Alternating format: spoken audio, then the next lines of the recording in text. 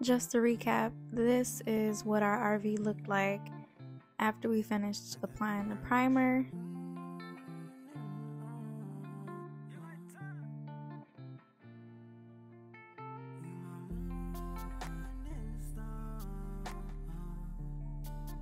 And this is how it looked once we finished painting.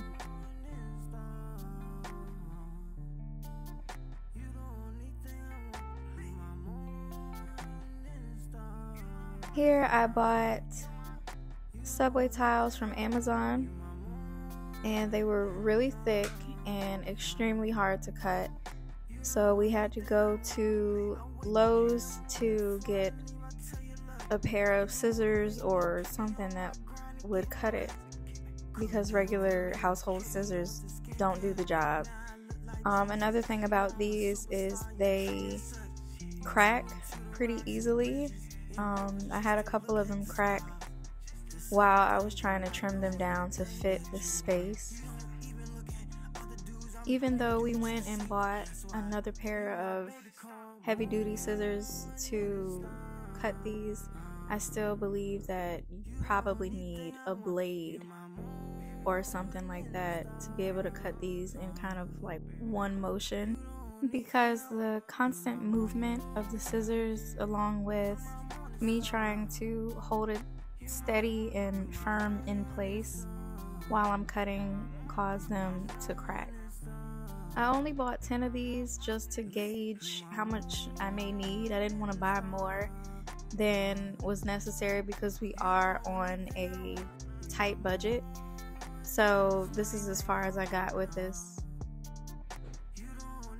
While I was working on the tiles, he was down there putting up the table so I can get started applying the contact paper.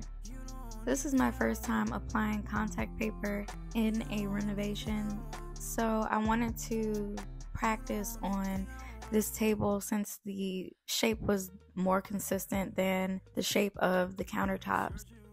Overall, it was pretty straightforward. I just had to peel it off and stick it down without trapping any air bubbles or causing any wrinkles. The main challenge that I faced were the curves around the edges. Of course, it wrapped around the table on the straight edges very easily, but around those curves I really couldn't figure out a really good way to get that done, but I did it anyway.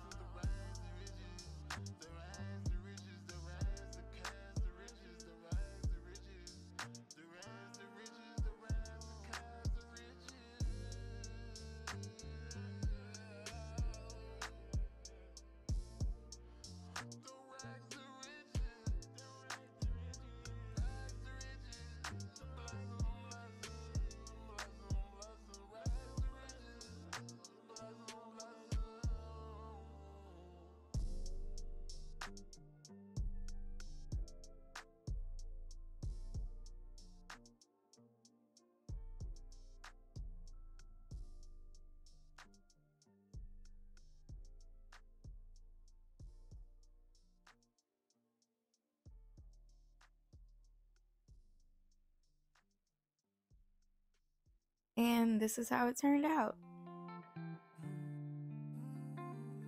Now I'm applying the backsplash. Unfortunately, I wasn't able to finish these because, again, I only bought a few and they haven't been in stock since I purchased them. So I'm just waiting for them to go back in stock. Hopefully they do, so I can finish this. If not, then I might just have to buy a different kind because you can't really pull these off. And I've read some reviews about them. And if you pull them off the wall, it just tears the wall up and leaves all kind of sticky residue behind because they have such a strong adhesive. So that I do not want to do. I don't want to pull them off.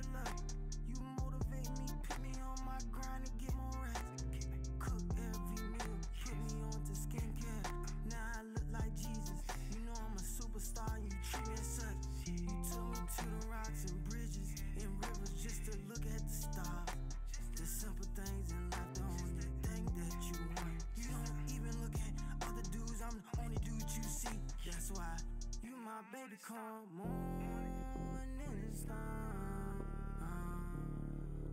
You the only thing I want. You my morning star. You the only thing I want. You my morning star. You my morning star. With this project, I wasn't really being patient or taking my time doing this stuff, so a lot of times I didn't measure the space prior to cutting it. I just eyed it, and as a result there was a little bit of space left over. So I tried a couple things to see how I could fill that space between the tile and where the wall meets. I didn't really come up with anything that satisfied me, so I'm just gonna come back to that later.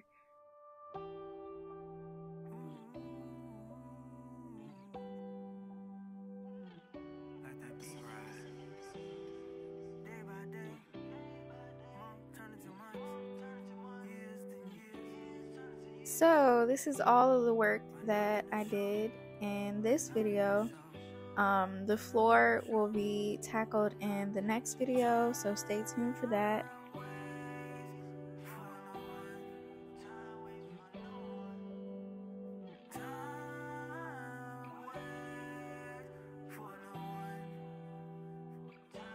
Thank you for your support by watching this video, and I'll catch you next time.